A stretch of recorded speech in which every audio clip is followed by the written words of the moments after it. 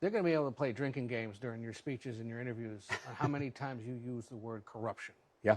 But it does sound like a key word and a key argument you're making here. Well, I think it's the central problem in our country right now. I think we're living in an era of corruption.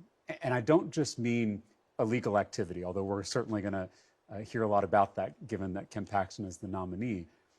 But I'm talking about corruption in the deeper sense, the rotting of our systems from the inside out, the decaying of long-held values and institutions.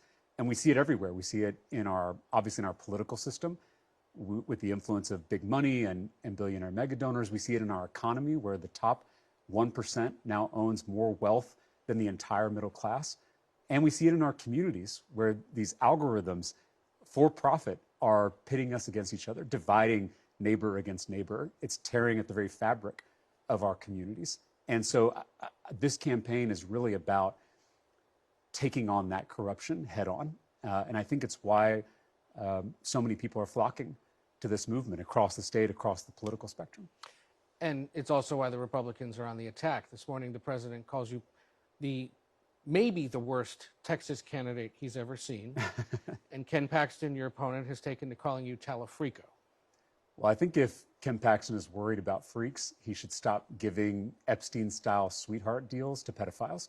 You know, this is the guy who just released Adam Hoffman from jail, an admitted child rapist, after one of Ken Paxton's wealthy lawyer friends got involved in the case. Ken Paxton even kept him off the sex offender registry.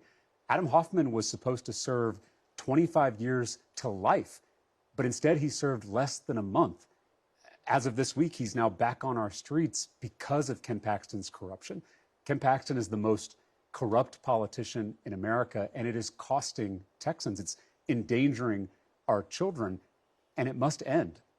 I think the Epstein class has no place in Texas, and this November, we're going to come together to defeat Ken Paxton and take back our state for the people.